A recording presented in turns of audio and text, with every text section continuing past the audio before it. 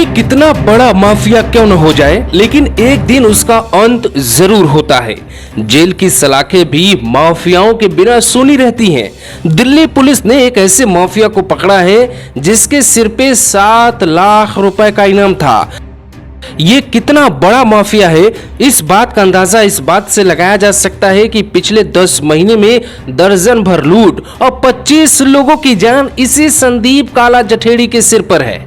जरायम की दुनिया का एक ऐसा नाम जिसके लिए 5 राज्यों की पुलिस आरोपी उसका तलाश कर रही थी। यूपी के लिए भी काला जठेड़ी मोस्ट वांटेड था। पश्चिम यूपी के कई अपराधों में उसका नाम शामिल था। यूपी में 5 लाख रुपए का इनाम विकास दुबे के ऊपर रखा गया था, लेकिन काला जठेड़ी पे 5 राज्यों ने मिलकर कुल 7 लाख रुपए का इनाम रखा था। अब हैरत की बात यह है कि वो हरियाणा का बेशक है, लेकिन यूपी के क्राइम कुंडली में उसका किस्सा बहुत चर्चित है।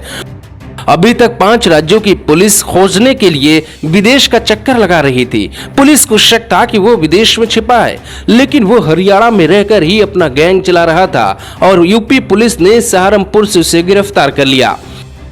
पुलिस फोन न टैप कर पाए, इसके लिए बाकायदे कोड वर्ड में बात होती थी। संदीप काला का नाम कोड वर्ड में अल्फा था, तो इसके एक साथी का नाम टाइगर और डॉक्टर था। दिल्ली पुलिस की स्पेशल सेल ने शुक्रवार रात को गिरफ्तार किया है। अब 5 राज्यों का मोस्ट वांटेड संदीप काला भी मुख्तार अंसारी की तरह जेल में ही रहेगा।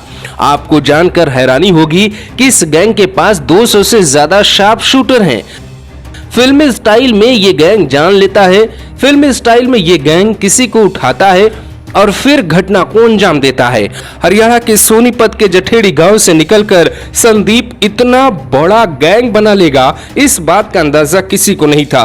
लेकिन बदलते वक्त के साथ अपनी जवानी में ही वो जरायम की दुनिया का बादशाह या किंग बन गया।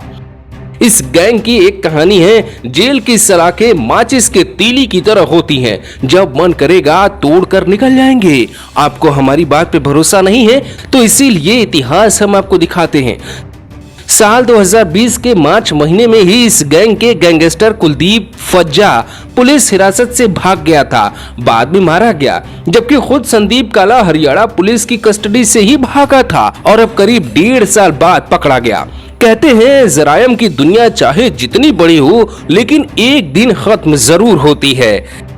जब श्री प्रकाश शुक्ला जैसे माफिया नहीं बचे, तो फिर संदीप काला जैसे कबाड़ी किस्म के माफिया क्या बचेंगे, इस बात का अंदाजा लगाया जा सकता है।